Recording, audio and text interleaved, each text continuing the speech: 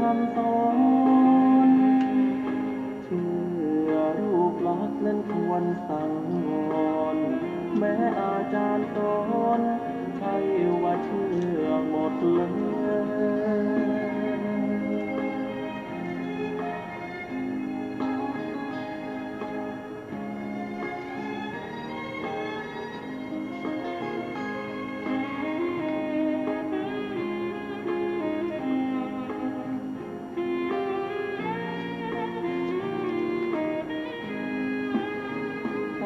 ลามาสูตรบทธรรมพระพุทธศาสตร์พระองค์วางว่าหมดจดไม่ให้ไขว้เขวแนวคิดตามเหตุผลปนเปอาจมีโยเยเชื่อไปอาจไม่แน่นอนว่าตรงทฤษฎีของตนเชื่อจนล้นนั้นผิดคำสอนเชื่อรูปลักษณ์นั้นควรสังวรแม้อาจารย์สอนใช่ว่าเชื่อหมดเลย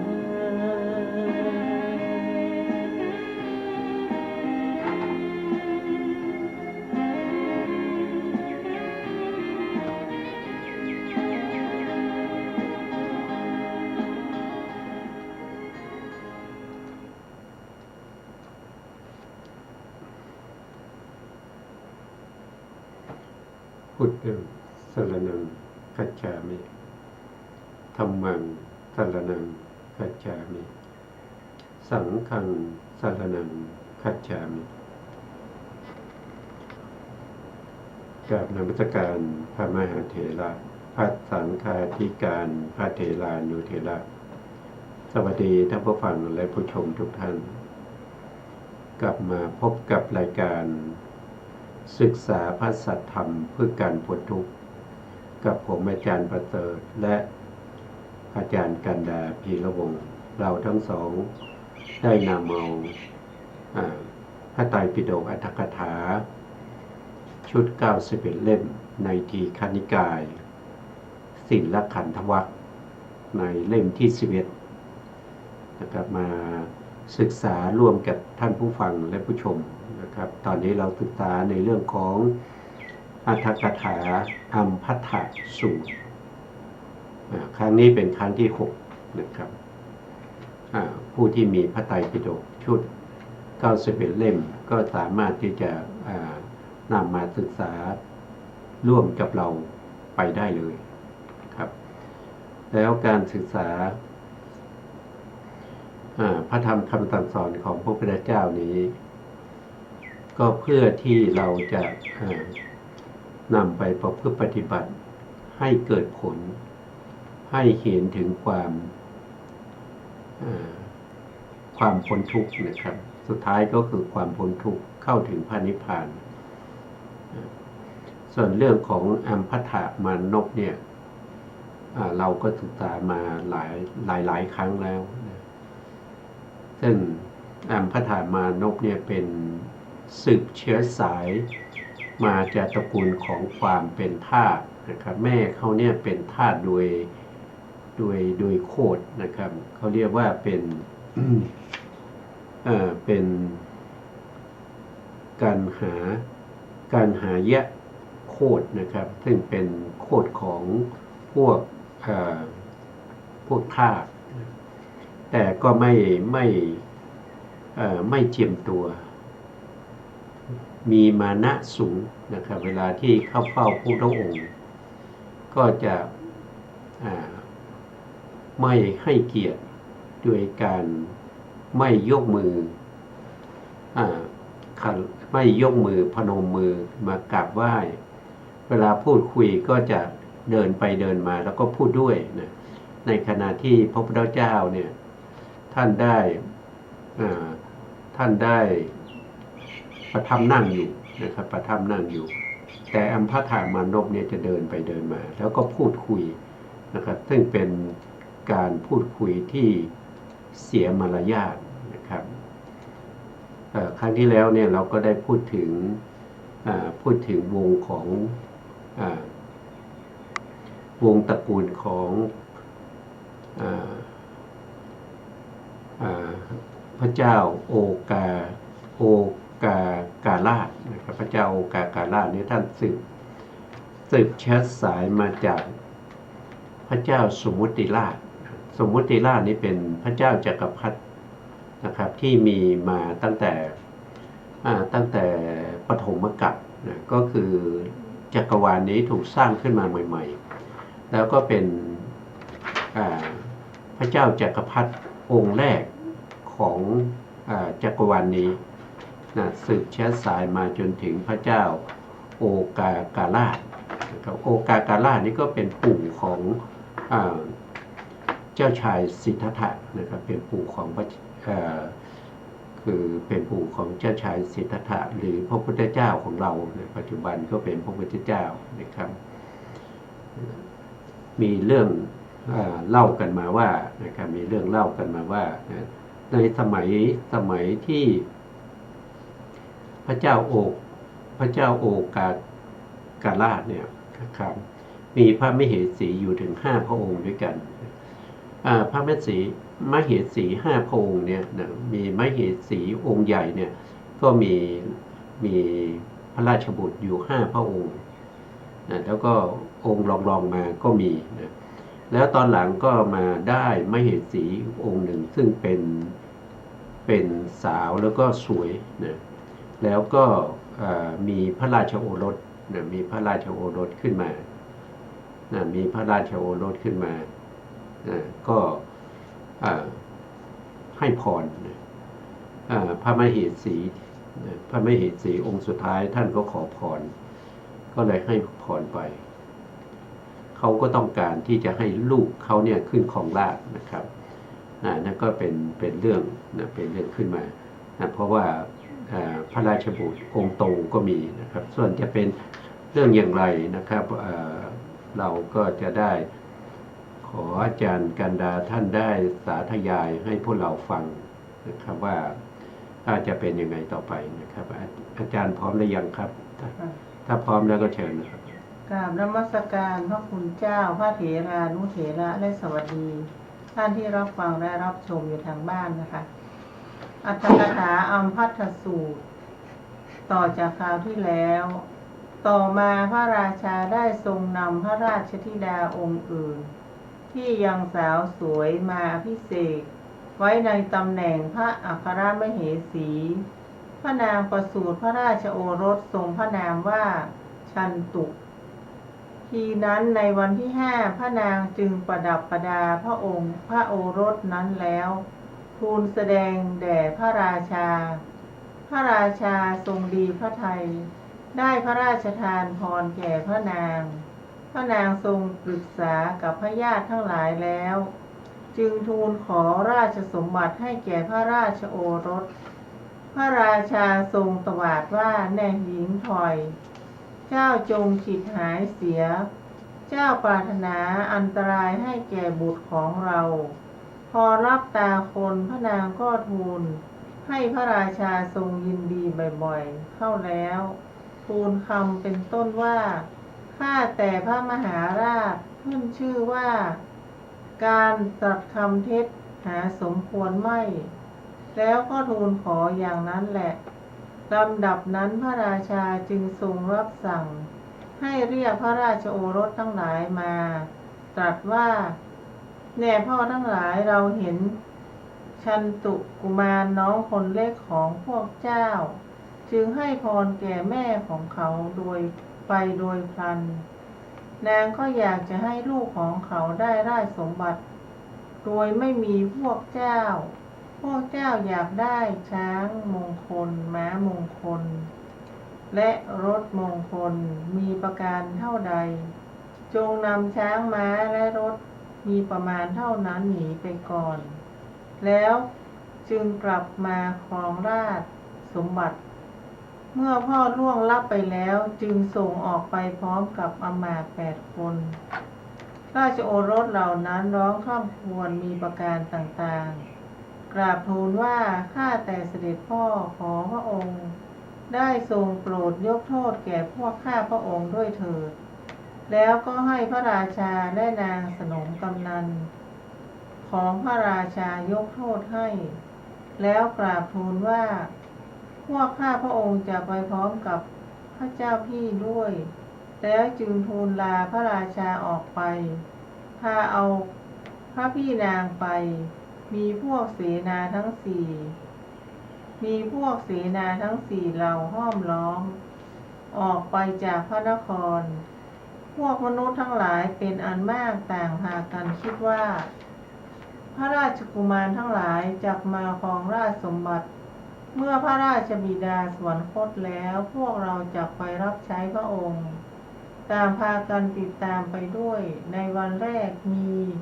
เสนาเต็มพื้นที่ประมาณ1 โยชน์ในวันที่2ประมาณ2 โยชน์ในวันที่3ประมาณ3 โยชน์พวกราชกุมารต่างปรึกษากันว่ากองทัพนี้ใหญ่โตถ้าพวกเราย่ำยีพระราชาในประเทศใกล้เคียงบางแห่งแล้วยึดเอาชนบทแม้พระราชานั้นก็คงไม่สามารถสู้ได้จะมีประโยชน์อะไรกับการเบียดเบียนผู้อื่น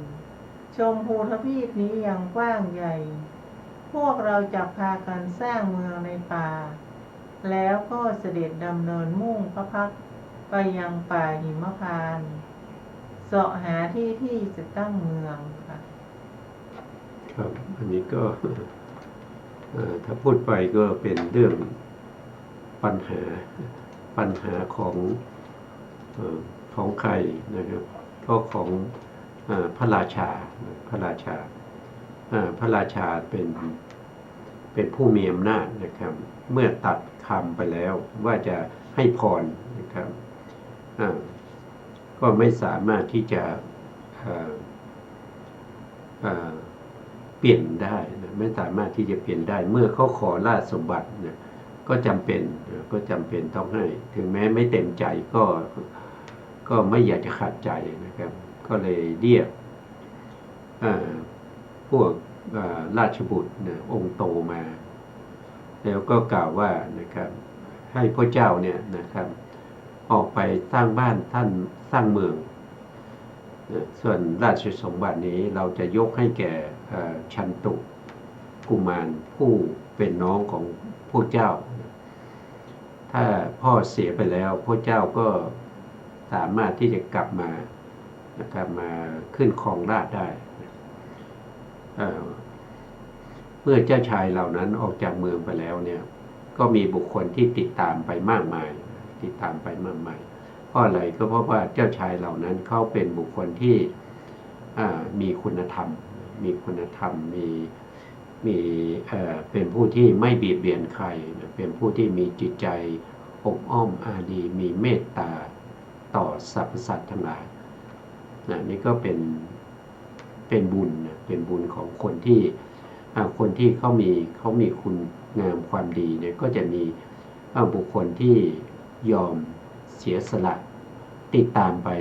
มากมายนะครับท่านบอกว่ามีถึงโยชน์หนึ่งเนี่ยมันเท่ากับ16 กิโล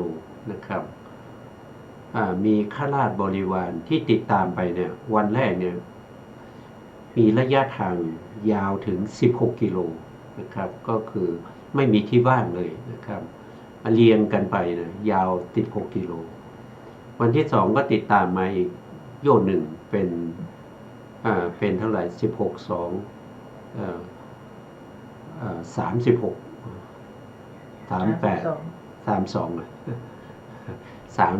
32 กิโลนะครับก็มากมายนะวันที่3ก็ติดตามมาอีก1 โยชน์นะครับมีผู้ติดตามมากมายถ้าคิดที่จะไปยึดเอาเมืองใดเมืองหนึ่งนะครับที่อยู่ข้างหน้าเนี่ยก็ไม่มีใครที่จะต้านทานได้นะเพราะบริวารมีมากนะแต่ว่าเขาไม่ได้คิดอย่างนั้นเขาไม่อยากจะทำร้ายเมืองพวกนั้นนะก็ไปสร้างเมืองใหม่นะไปสร้างเมืองที่ป่าหิมพานต์นะครับกำลังสอหาที่จะสร้างเมืองนะจะเป็นยังไงนะครับอาจารย์กันดาท่านก็จะได้สาธยายต่อ นะครับผมเชิญครับอาจารย์ครับ ในสมัยนั้นพระโพธิสัตว์ของพวกเราเกิดในตระกูลพราหมณ์ผู้มั่งคั่งมีชื่อว่ากบิลพราหมณ์ออกบวชเป็นฤาษีสร้างบรรณศาลาอาศัยอยู่ในแนวป่ามีต้นสากะใกล้ฝั่งสะบุขรณีที่ข้างป่าหิมพานต์ในว่าพราหมณ์นั้นรู้วิชาชื่อภูมิบาลทำให้รู้คุณและโทษของพื้นที่บนอากาศสูงขึ้นถึง80 ศอกและเบื้องล่างรู้ลงไปถึงใต้พื้นดินในที่แห่งหนึ่งมีกอหญ้าและเถาวัลย์เกิดเป็นทักขิณาวัตรหรือเวียนขวาชี้ไปทางทิศตะวันออกราชสีห์และเสือโคร่งเป็นต้นวิ่งไล่ตามเนื้อและสุกรมาก็ดีงูและแมววิ่งไล่ตามกบและหนูมาก็ดีมาถึงที่นั้นแล้วไม่สามารถจะไล่ตามสัตว์เหล่านั้นต่อไปได้จะถูกสัตว์เหล่านั้นขู่ให้กลัวต้องหันหลังวิ่งหนีทันทีพราหมณ์นั้นทราบว่านี้เป็นที่เลิศในแผ่นดินจึงสร้างบรรณศาลาของตนลงในที่นั้นต่อมาพราหมณ์นั้นเห็นพระราชกุมารเหล่านั้นเสาะแสวงหาที่จะตั้งเมืองเดินมาสู่ที่เป็นที่อยู่ของตนถามทราบความเป็นไปนั้นแล้วเกิดความเอ็นดูในพระราชกุมารเหล่านั้นจึงได้ทูลว่าเมืองที่สร้างขึ้นในที่ตั้งบรรณศาลานี้จะเป็นเมืองเลิศในชมพูทวีปในบรรดาชายที่เกิดในเมืองนี้แต่ละคนจะสามารถเอาชนะคนตั้ง100ก็ได้ตั้ง1,000ก็ได้เพราะพระองค์จงสร้างเมืองในที่นี้เถิดจงสร้างพระราชมณฑลเทียนณที่ตั้งบรรณศาลาเถิดเพราะคนที่อยู่ในที่นี้จะเป็นลูกคนจันทานก็จะเป็นผู้ประเสริฐยิ่งใหญ่ด้วยกำลังของพระเจ้าจักรพรรดิพวกพระราชกุมารจึงเรียนว่านี้เป็นที่อาศัยอยู่ของผู้เป็นเจ้ามิใช่หรือขอรับพวกท่านไม่ต้องคิดว่าเป็นที่อยู่อาศัยของเราจงสร้างเมืองกันให้บรรณศาลาของเราไว้ข้างหนึ่งแล้วตั้งชื่อว่ากบิลพัสต์พวกราชกุมารเหล่านั้นกระทำเช่นนั้นแล้วพากันอาศัยอยู่หน้าที่นั้นอมาตย์ทั้ง8 คนคิดว่าพระราชโอรสเหล่านี้เจริญวัยแล้วถ้าพระราชบิดาของพวกเขาพึงอยู่ในที่ใกล้พระองค์พึงทรงกระทำอาวหะวิวาหะมงคลให้แต่บัดนี้เป็นภาระของพวกเราแล้วจึงปรึกษากับพระราชกุมารทั้งหลายพระราชกุมารทั้งหลายกล่าวว่าพวกเรายังมองไม่เห็นธิดากษัตริย์เช่นกับพวกเราทั้งก็ยังมองไม่เห็นกุมารกษัตริย์เช่นกับพระพี่น้องนางลูกของพวกเราที่เกิดจากการอยู่ร่วมกับผู้ที่ไม่เสมอกันจัดว่าเป็นผู้ไม่บริสุทธิ์ทางฝ่ายมารดาหรือทางฝ่ายบิดาจักถึงความละคนกันด้วยชาติเพราะฉะนั้นพวกเราจึงพอใจการอยู่ร่วมกับพระพี่น้องนางเท่านั้นเพราะกลัวความละคนกันด้วยชาติจึงตั้งพระเชษฐคินีไว้ในตำแหน่งเป็นพระมารดาต่างก็สำเร็จการอยู่ร่วมกันกับพระน้องนางที่เหลือครับอันนี้ก็เห็นอะไรก็คือเห็นความมีมานะความมีมานะของพวกกษัตริย์เชื้อสายของพระเจ้าโอกากราชนะครับเป็นมานะที่กลัวว่าตระกูลของพวกเขาเนี่ยจะไปปะปนกับตระกูลอื่นในตระกูลอื่นซึ่งตระกูลอื่นนั้นจะมาปะปนกับตระกูลของตัวเองอันนี้เป็น เป็นมานะเป็นความความถือตัวนะถือตัวว่าชาติตระกูลของตัวเองนะบริสุทธิ์เพราะฉะนั้นจะปะปนกับชาติตระกูลอื่นไม่ได้เพราะฉะนั้นเวลาที่ถึงวัยที่จะต้องมีครอบครัวเนี่ยเขาก็จะแต่งงานกันระหว่างพี่กับน้องนะครับที่มีตระกูลเดียวกันที่อยู่ในตระกูลเดียวกันแต่งงานกันแต่ปัจจุบันเนี้ยถ้าเราดูตามวิทยาศาสตร์เนี่ยเขาบอกว่าถ้าเป็นตระกูลเป็นพี่น้องกันแต่งงานกันเนี่ยลูกหลานเนี่ยจะเกิดมาแล้วก็จะมีปัญหาในเรื่องของสติปัญญานะครับแต่ในสมัยก่อนสมัยโบราณนะครับก่อนที่จะมีพระพุทธศาสนานานมากนะครับนานมากหลายชั่วคนนะครับกว่าที่จะมีพระเจ้าสุโธทนะแล้วก็จะมีเจ้าชายสิทธัตถะเนี่ยนะครับก็สืบเชื้อสายมาจากพวกนี้แหละนะครับเพราะฉะนั้นพวกสักยะนี่เขาเป็นบุคคลที่มีมานะสูงนะเขาถือว่าตระกูลของเขาเนี่ยบริสุทธิ์มาตั้งแต่สมัยพระเจ้าสุมุติราชพระเจ้าสุมุติราชเป็นจักรพรรดิองค์แรกของจักรวาลนี้นะครับตั้งแต่มีจักรวาลขึ้นมานะครับแล้วก็มีมนุษย์มาอาศัยอยู่ในชมพูทวีปนี้ก็ไม่มีกษัตริย์ไม่มีอะไรนะครับต่อมาเมื่อมนุษย์มีมากขึ้นนะครับก็มีการแข่งแย่งชิงดีนะครับกันมากขึ้นเพราะฉะนั้นมนุษย์ในสมัยนั้นก็ได้คัดสรรบุคคลที่จะเป็นผู้ปกครองนะครับเพื่อที่จะตัดสินคดีความต่างๆครับถ้ามีปัญหาอะไรก็จะพากันไปหาหัวหน้าหรือว่าที่เขาแต่งตั้งเป็นกษัตริย์ในสมัยนั้นเป็นกษัตริย์องค์แรกได้รับการแต่งตั้งก็คือได้แก่พระเจ้าสมุติราช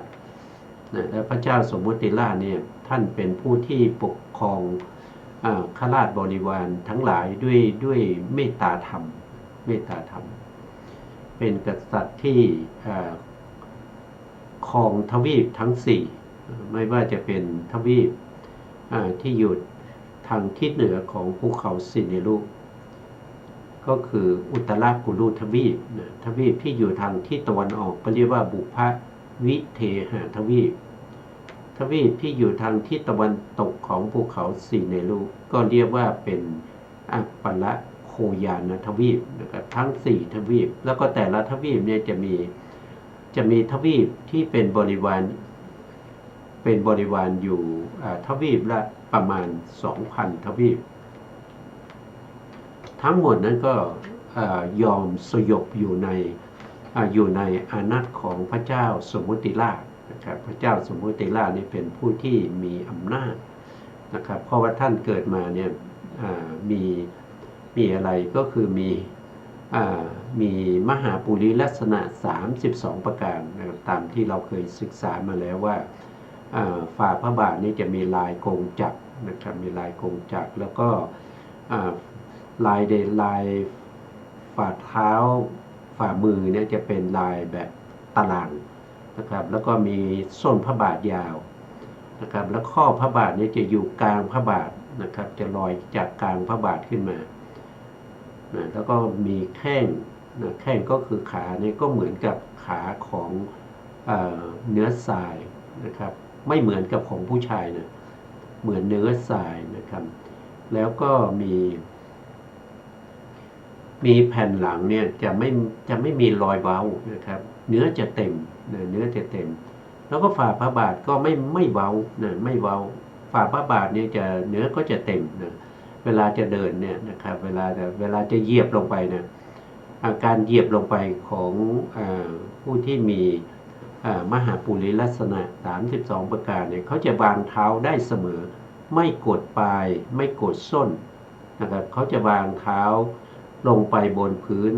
เสมอราบเรียบนะครับเพราะว่าตรงกลาง กลางอ่ากลางฝ่าพระบาทเนี่ยจะไม่มีเว้านะครับ ก็จะมีเนื้อเต็มเวลาเหยียบลงไปเนี่ยก็จะเหยียบลงไปพร้อมๆกันไม่กดหน้าไม่กดหลังนะครับในตามที่เราศึกษาในพระไตรปิฎกเนี่ยเราก็จะเห็นว่าพระพุทธเจ้าของเราโคตมะก็มีมหาปุริลักษณะ32ประการนะครับเวลาเดินไปที่ไหนนะครับพื้นที่ไม่เสมอเนี่ยด้วยบุญของพระพุทธเจ้าเนี่ยพื้นที่นั้นถ้าพื้นที่ไหนที่มันต่ำไปมันก็จะพื้นที่นั้นก็จะนูนขึ้นมาตรงไหนที่สูงขึ้นสูงนะครับก็จะยุบลงนะครับให้พื้นที่นั้นราบแล้วพระพุทธองค์ก็จะวางพระบาทได้อย่างเสมอเรียบนะครับไปนี่เป็นบุญนะไม่ใช่ว่าทุกคนจะมีนะครับคนไม่มีบุญอย่าไปเปรียบเทียบนะอย่าไปเปรียบเทียบว่าคนที่ไหนมันจะเป็นอย่างนั้นนะครับอันนี้เป็นบุญของผู้ที่เขาสะสมบารมีมาอย่างพระเจ้าของเราเนี่ยก็ทำบุญสร้างคุณงามความดีนะครับบำเพ็ญบารมี30 ทัพนะมหาบริจาคทั้ง5ประการนะครับทำเป็นระยะเวลายาวนานนะครับแล้วก็ทำติดต่อเนื่องกันทำได้ด้วยความยากลำบากแล้วก็การทำหรือการสร้างบารมีเหล่านั้นพระพุทธองค์ก็สร้างบารมีเหล่านั้นด้วยความเคารพในคุณธรรมเคารพในบารมีทั้งหลายเหล่านั้นไม่ใช่สร้างบารมีแบบอยากสร้างก็สร้างนะครับอยากจะไม่สร้างก็ไม่สร้างนะพระพุทธองค์จะให้ความเคารพในบารมีเหล่านั้น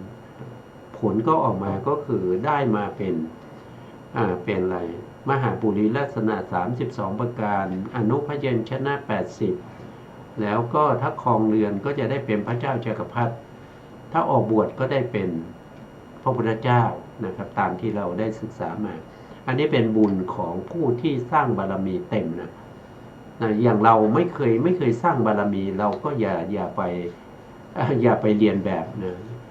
เรียนแบบในที่นี้คือเอาตัวเองไปเทียบนะไม่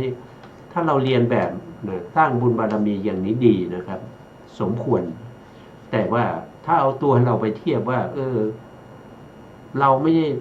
คนไหนก็ไม่ใช่มีอย่างนั้นนะฝ่าพระบาทเต็มเนี่ยไม่มีใครมีหรอกมันเป็นไปไม่ได้นะแล้วก็ข้อพระบาทมาอยู่ตรงกลางฝ่าเท้านะส้นพระบาทยาวอย่างเงี้ยมันเป็นไปไม่ได้มันไม่มีหรอกนะอย่าไปคิดอย่างนั้นนะครับเพราะว่าสิ่งที่เราไม่รู้ไม่เห็นเนี่ยมันยังมีอีกเยอะนะมันยังมีเยอะนะครับเพราะเรายังไม่พบกับผู้ที่มีบุญนะเราจึงไม่รู้ไม่เห็นนะครับ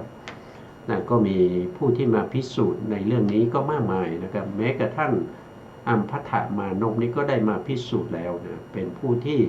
ไม่เชื่อนะครับแต่ก็มาพิสูจน์แล้วก็ได้เห็นจริงๆว่ามีจริงๆนะครับอันนี้เป็นเรื่องที่เป็นเรื่องของคนมีบุญนะครับต่อไปก็จะพูดถึงอะไรครับอาจารย์ครับต่อไปเลยนะครับอาจารย์สาธยายต่อเลยนะครับเมื่อพระราชโอรสเหล่านั้นเจริญด้วยบุตรและธิดาแต่ในสมัยต่อมาพระเชษฐภัคคินีเกิดเป็นโรคเรื้อนเนื้อตัวเป็นเหมือนกับดอกทองกวาวพระราชกุมารทั้งหลายคิดว่าเมื่อพวกเรากระทำการนั่งการนอนและการบริโภคเป็นต้นร่วมกับพระเชษฐภัคคินีนี้โรคนี้ก็จะติดต่อกันได้วันหนึ่งจึงทำเป็นประหนึ่งว่าเดินไปเล่นกีฬาในสวนให้เพศพระเชษฐภัคคินีนี้ขึ้นนั่งบนยานแล้วเข้าไปยังป่ารับสั่งให้ขุดสระโบกธรณี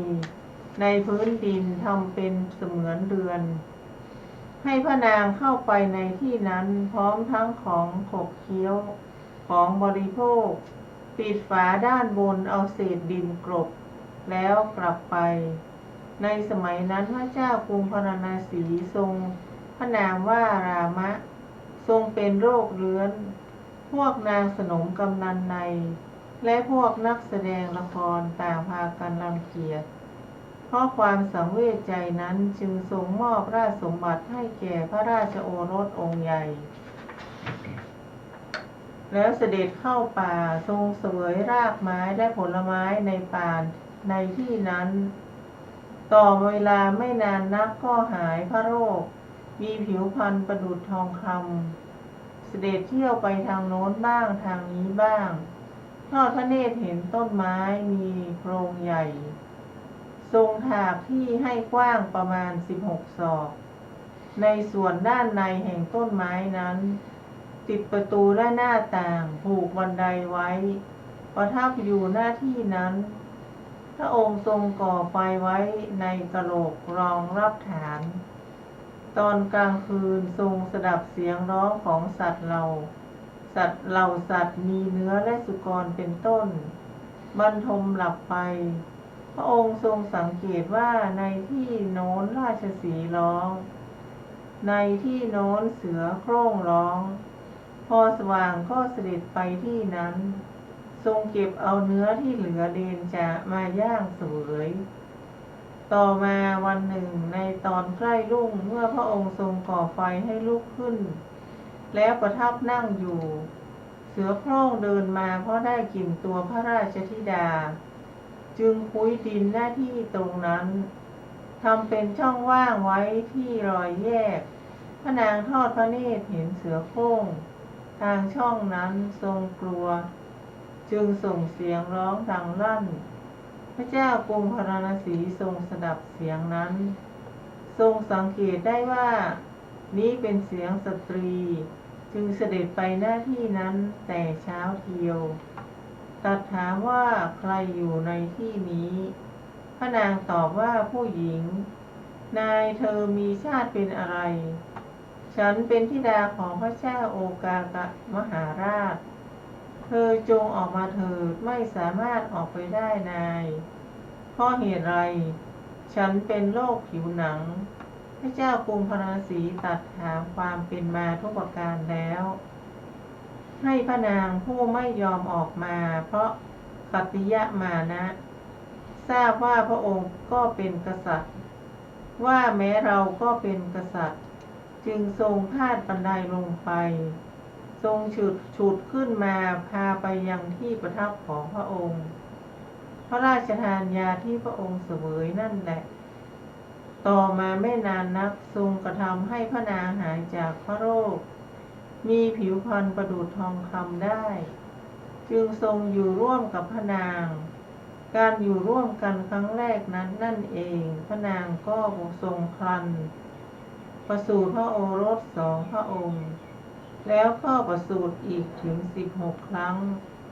อย่างนี้คือครั้งละ2 ด้วยประการฉะนี้จึงมีพี่น้องถึง32 พระองค์ พระราชบิดาก็ทรงให้พระราชโอรสเหล่านั้น ซึ่งเจริญวัยแล้วโดยลำดับได้ทรงศึกษาศิลปศาสตร์ทุกชนิด ครับเรื่องของเมื่อหน้านี่มันเป็นเรื่องที่ใหญ่นะเรื่องที่ใหญ่ มีมาตั้งแต่สมัยก่อนพุทธกาลนะครับ การยึดถือวงตระกูลของตัวเองไม่ใช่จะมีเฉพาะในสมัยปัจจุบันนี้นะครับโดยเฉพาะพวกที่เป็น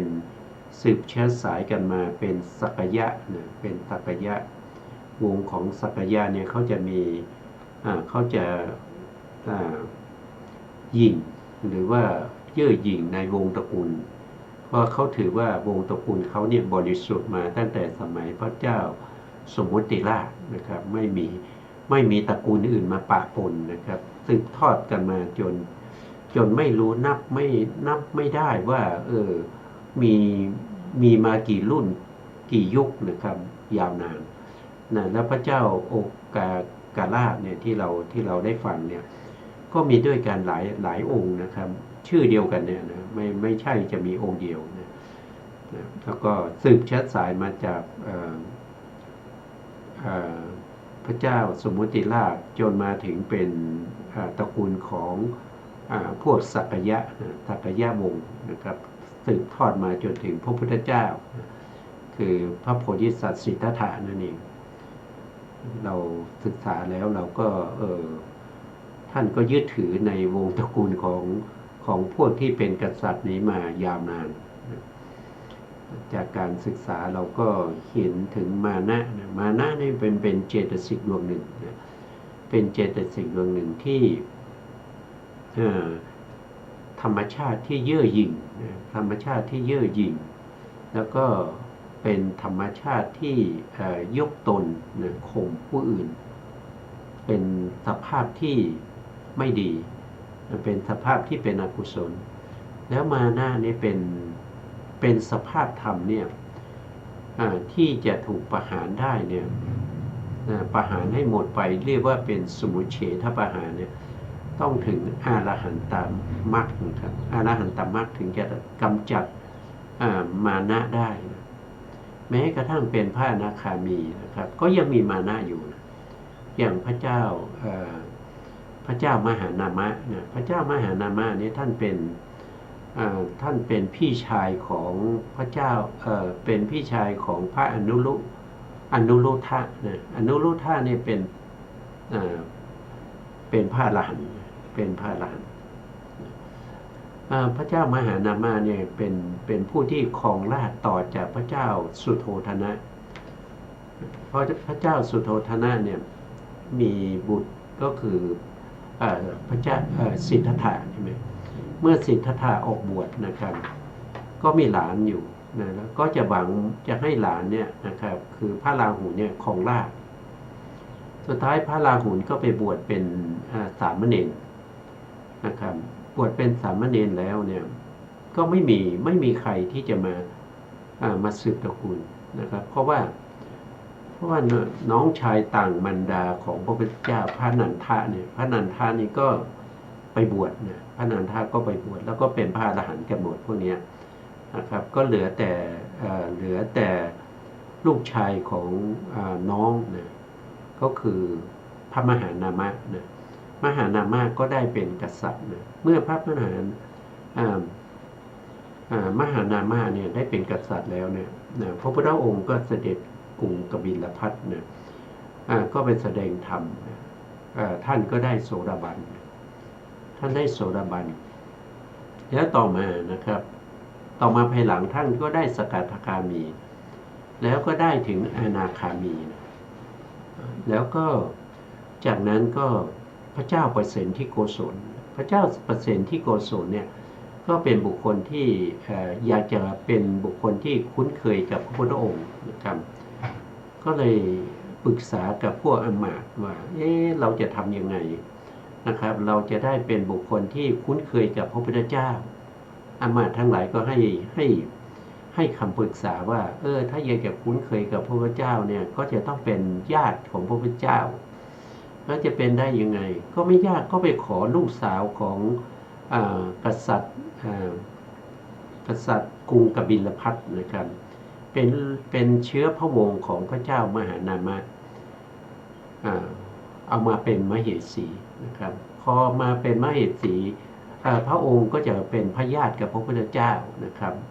ก็จะคุ้นเคยกันด้วยความคิดนี้นะพระเจ้าเปรตที่โกศลก็ไปขอพระญาตินะครับใครที่เป็นเชื้อสายราชวงศ์มานะครับมาเป็นมเหสีทางพระเจ้ามหานามะเป็นถึงพระอนาคามีนะเมื่อพระเจ้าเปรตที่โกศลเนี่ย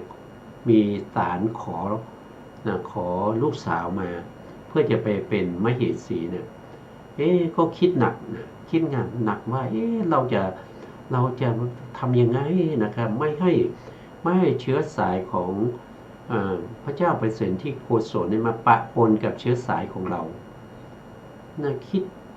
ไม่รู้จะทำยังไงนะครับเพราะว่าพระเจ้าเปรตที่โกศลเนี่ยเป็นเมืองที่ใหญ่เป็นเมืองที่ใหญ่มีอำนาจมากนะครับมีทหารมากมีเศรษฐกิจดีมีความเป็นอยู่มีแคว้นมีเมืองขึ้นมากมายแล้วก็เมื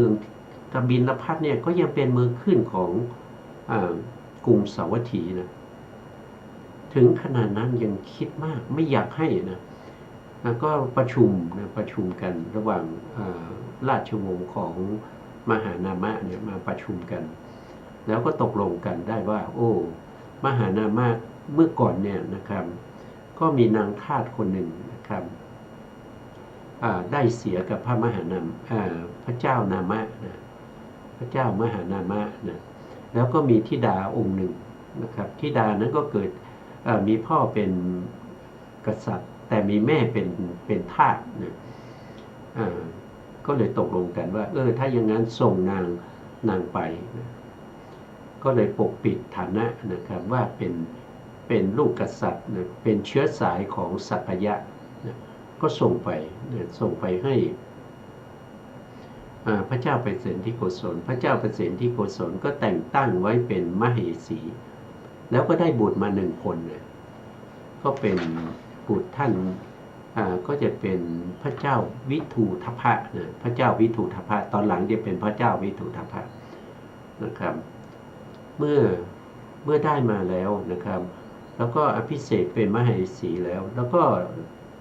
ได้พระราชโอรสมา1 องค์พระเจ้าเปรตเสนที่โกศลก็เป็นญาติกับพระพุทธเจ้าแล้วนะก็สนิทสนมเนี่ยก็ได้ความสนิทสนมมาต่อมาไม่นานพระเจ้าวิทูทพะเนี่ยนะซึ่งเป็นเจ้าชายเนี่ยนะก็อยากจะรู้ว่าใครคือตานะครับใครคือตาใครคือย่าของตัวเองนะครับก็เพื่อนทั้งหลายก็มีปู่มีย่ามีตามียายกันหมดเนี่ยแต่เราทำไมมีแต่ปู่ย่าตายายเรามีไหนก็ลบเล้าอยู่ทุกวันนะครับจนในที่สุดเนี่ยแม่ก็ไม่รู้จะว่ายังไงก็บอกว่าตากับยายของเธอนั่นน่ะอยู่นู่นอยู่เมืองกบิลพัสนะอยู่กบิลพัสก็เลยอยากจะไปเยี่ยมนะอยากจะไปเยี่ยมตากับยายนะก็เลยขออนุญาตไปนะครับไม่ให้ไปก็ไม่ได้นะครับจำเป็นที่จะต้องให้ไปทีนี้ก่อนจะให้ไปเนี่ยก็ต้องทางแม่ก็ส่งจดหมายไปทางกบิลพัสนะว่าหลานนะครับจะมาเยี่ยมตากับยายนะครับทีนี้พระมหานามะกับพวกสักยะนี่ก็โอ้ไม่รู้จะทำยังไงนะไม่รู้จะทำยังไงเพราะว่าลูกของทาสเนี่ยจะมานะครับแต่จริงๆก็เป็นหลานตัวเองนะครับไม่รู้จะทำยังไงนะครับเพราะว่าถ้ามาเนี่ยนะครับพวกที่เป็นน้องนะที่มีอายุน้อยกว่าวิทูทพะเนี่ยจะต้องมาไหว้วิทูทพะนะวิทูทพะนี่เป็นเชื้อสายที่มันปะปนกันแล้วเขาบอกว่ามันเป็นเชื้อสายที่เขาถือว่าไม่ใช่ของสักยะไม่บริสุทธิ์7 ชั่วโคตรอย่างเงี้ยเราไม่รู้จะทำไงก็เลยให้พวกที่เป็นน้องๆที่มีอายุน้อยกว่าเนี่ยออกไปนอกเมืองให้หมดนะครับแล้วก็เหลือแต่ผู้ที่มีอายุมากนะครับไว้ในเมืองพระเจ้าวิทูทพะมาก็นี่ก็พี่ก็ต้องยกมือไหว้ทุกคนนะครับก็ได้สงสัยว่าทำไมไม่มีใครมาไหว้เราเลยนะครับมีแต่เราจะต้องไปไหว้เขามันก็เลยไม่สนุกนะมันก็เลยไม่สนุกก็เ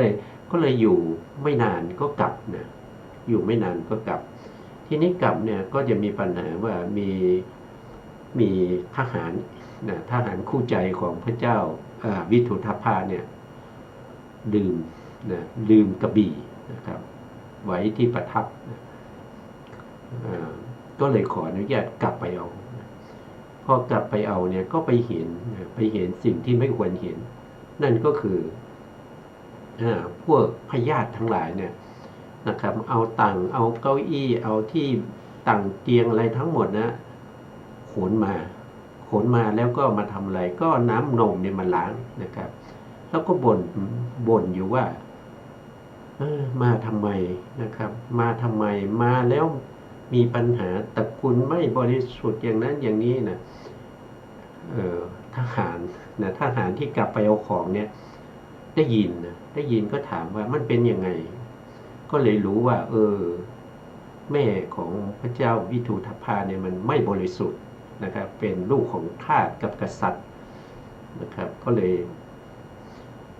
เก็บไว้ในใจนะครับพอกลับไปถึงก็ไปพูดกับคนนั้นคนนี้นะจนพระเจ้าประเสนที่โกศลเนี่ยทราบนะครับก็เลยปลดพระเจ้าวิทูธพาออกจากการเป็นพญานะครับแล้ว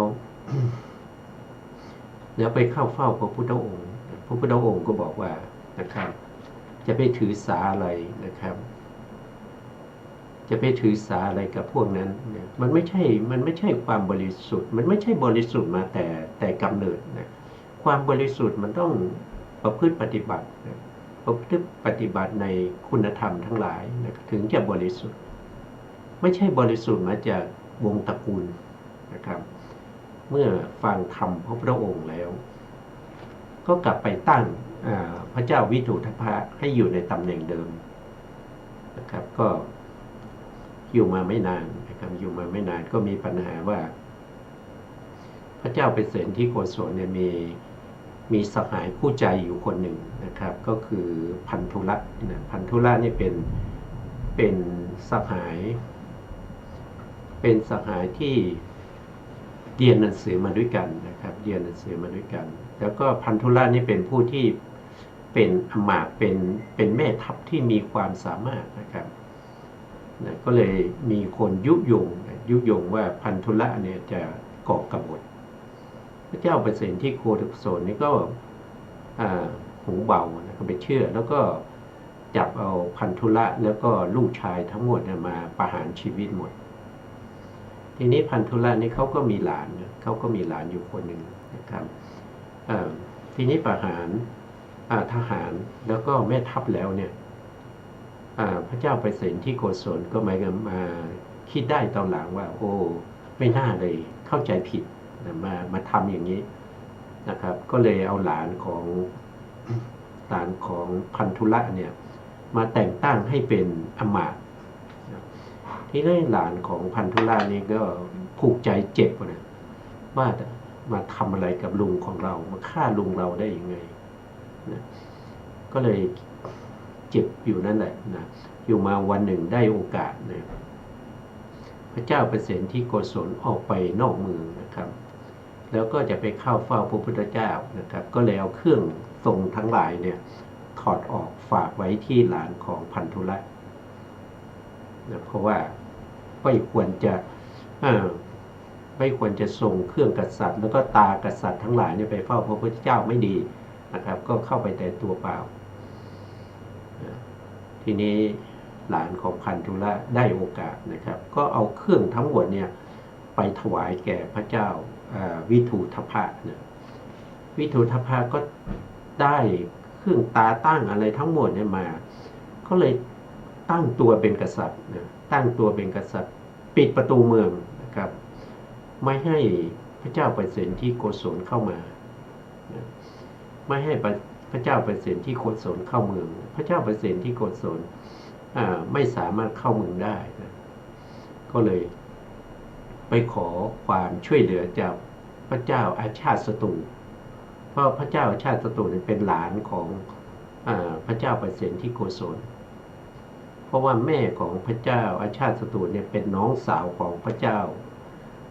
เปรตที่โกศลนะครับ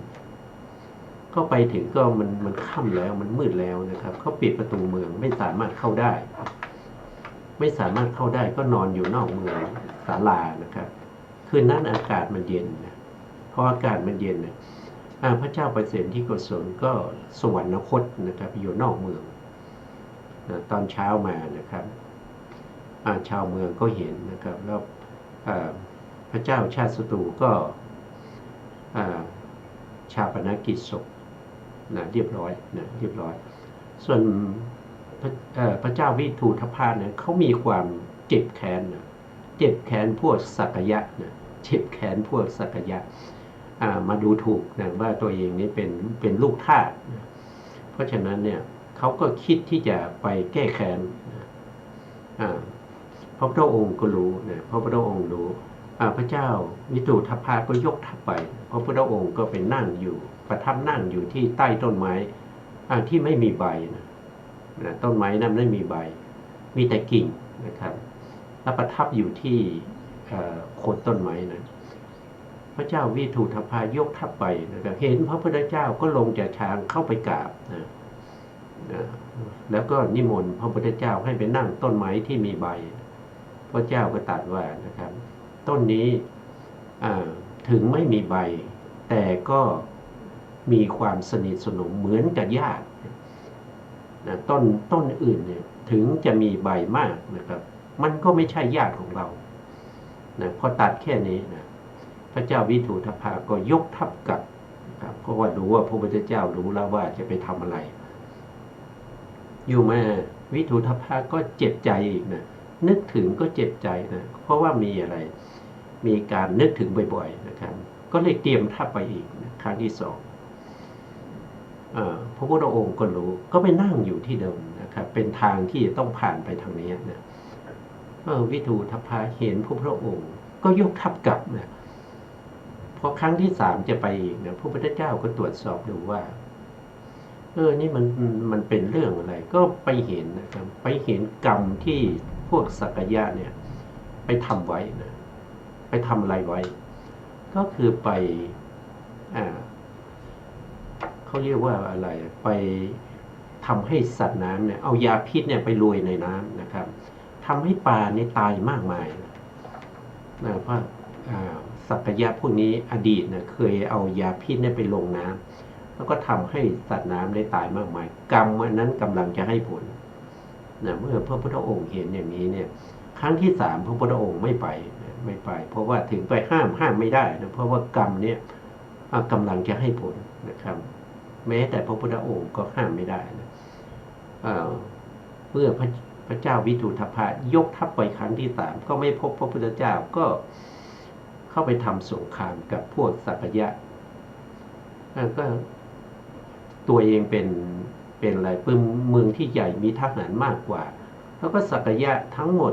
นะสักยะส่วนมากนะครับเขาก็เป็นโสดาบันเขาจะไม่ฆ่านะเขาก็จะไม่ฆ่าเพราะฉะนั้นก็เข้าไปในเมืองนะครับแล้วก็ฆ่าพวกสักยะจนหมดนะเหลือแต่พ่อของแม่นะครับตอนนั้นเป็นพระอนาคามีเป็นพระอนาคามีแล้วก็สั่งให้ข้าทาสทั้งหลายเนี่ยทำอาหารวันนี้หลานกับตาจะกินข้าวด้วยกันนะครับโอ้มหานามะถึงแม้ว่าจะเป็นถึงพระอนาคามีทุกข์ใจมากนะเพราะว่าจะต้องร่วมโต๊ะกับลูกทาสนะครับ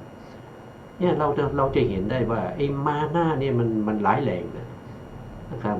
ตัวมานะมันไม่ใช่อะไรมันเป็นแต่ตัวมานะนะครับถือว่าตัวเองนี่บริสุทธิ์ครับแม้กระทั่งหลานของตัวเองมาเยี่ยมยังหลานตัวเองเนี่ยมาเยี่ยมยังกลับไปแล้วยังสั่งให้เขาเอาน้ำนมเลยเป็นล้างต่างล้างเตียงนะครับมันเป็นการกระทำที่มาจากมานะนะมานะเย่อหยิ่งถือตัวเนี่ยนะครับแม้กระทั่งพระอนาคามียังมีอยู่ผู้ที่จะละได้จริงๆต้องเป็นอรหันตมรรคเท่านั้นที่จะละได้อันนี้ก็แสดงให้เห็นถึงว่าอกุศลกรรมนะมันไม่ใช่เรื่องที่จะละได้ง่ายๆมันละได้ด้วยความยากลำบากตัวมานะนี่ยิ่งร้ายมากเลยแล้วเมื่ออาหารเสร็จนะครับก็มาวางบนโต๊ะนะวางโต๊ะก็ให้มหานามะนะครับมาสวยอาหารกับพระเจ้าวิทูธพะนะมหานามะทุกข์ใจมากนะไม่รู้จะทำยังไงก็ขออนุญาตปวดท้องจะไปเข้าห้องน้ำนะก็เลยไปเข้าห้องน้ำนะครับเข้าห้องน้ำไปอาบน้ำนะก็มีพญานาคเนี่ยนะครับก็ขึ้นมาจากเมืองบาดาลนะครับเห็นความทุกข์ของพระเจ้ามหานามะก็เลย เอาพระเจ้ามหานามะนะไปเมืองนาคนะวิถุทพะก็ไม่ได้สวยอาหารกับตาของตัวเองนะครับอันนี้เล่ามาเนี่ยก็เรื่องอะไรก็เรื่องของมานะนะครับสักกายะเนี่ยเขามีมานะมากนะเขามีมานะมากเขาไม่ต้องการให้เชื้อสายของเขาเนี่ยไปปะปนกับเชื้อสายอื่นนะครับเพราะว่าเขาถือว่าเขาบริสุทธิ์มาตั้งแต่พระเจ้าสมมติราชมาแล้วนะเป็นปฐมกษัตริย์องค์แรกของจักรวาลนี้นะมาจนถึงทุกวันนี้มีมานะนี่มาจนถึงอะไรมาจนถึงแม้กระทั่งพระอนาคามียังละมานะนี้ไม่ได้นะครับยังจะต้องมีความทุกข์ใจกับมานะเหลือเกินนะครับอันนี้ก็เล่ามาเพื่อประกอบในเรื่องของมานะนะครับวันนี้เวลาเราหมดลงแล้วนะครับอาจารย์ก็เลย ได้สาธยายนิดหน่อยนะครับวันนี้ก็ไม่เป็นไรนะครั้งต่อไปเราก็จะมีการศึกษาเพิ่มเติมนะครับมีการศึกษาเพิ่มเติมในเรื่องนี้นะครับวันนี้เวลาเราหมดแล้วนะครับสุดท้ายนี้นะครับก็ขอกราบขอบพระคุณพระครูสมุทรวิสุวัฒน์วรกิจโจผู้อำนวยการสถานีวิทยุเพื่อการศึกษาพระพุทธศาสนาและวัฒนธรรม FM 104.5 เมกะเฮิรตซ์วัดฝายหินจังหวัดเชียงใหม่ขอกราบขอบพระคุณพระครูปริยัติยานุศาสตร์ขอบคุณท่านผู้การธนเดชาแล้วก็ขอบคุณท่านผู้ฟังและผู้ชมทุกท่านนะที่ให้เกียรติติดตามในรายการศึกษาพระสัทธรรมเพื่อการพ้นทุกข์วันนี้เวลาหมดลาไปก่อนครับพบกันใหม่ในโอกาสต่อไปครับสวัสดีครับ